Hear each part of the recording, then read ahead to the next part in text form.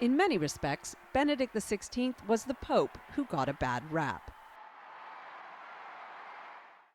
Nearly 24 years as Pope John Paul II's doctrinal enforcer and a German childhood lived in the shadows of Hitler's Nazi regime, he was often unflatteringly referred to as God's Rottweiler or the Panzer Cardinal.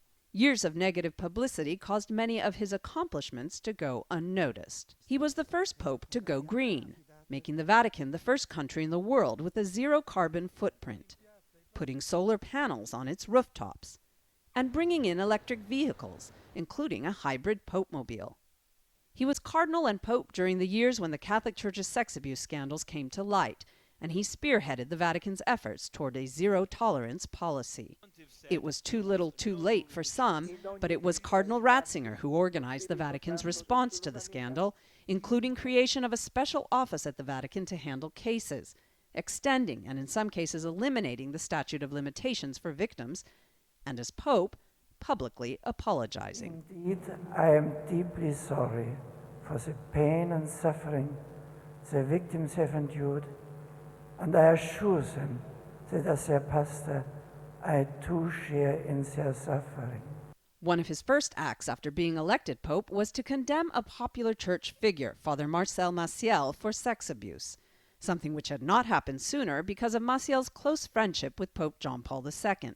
The high-profile condemnation diffusing concerns that Benedict wanted to cover up scandal. However, after his retirement, he suffered a reputational blow when a church-commissioned report found he knew about allegations and failed to act against a pedophile priest while he was Archbishop in Munich 40 years ago. Benedict denied the allegations.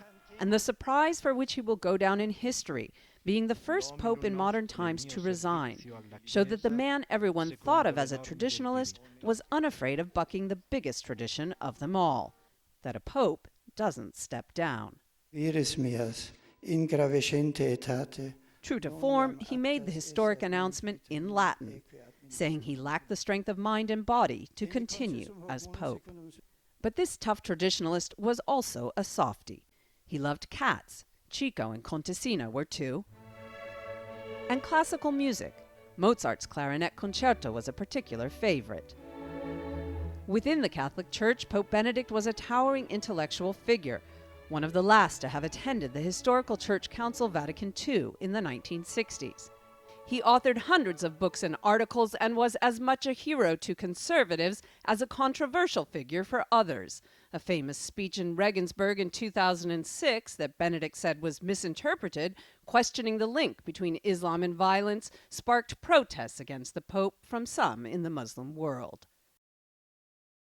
His resignation introduced the biggest change of them all, an era of two living popes. Although he vowed to retire to a life dedicated to prayer at a monastery inside the Vatican, the Pope Emeritus continued to exert influence during the Francis papacy, weighing in on debates over sexual abuse and celibacy by writing articles and books well into his 90s. Cari fratelli e sorelle. He had retired as Pope, but not as a major player in the Catholic Church, an influence likely to continue even after his death. Delia Gallagher, CNN, Rome.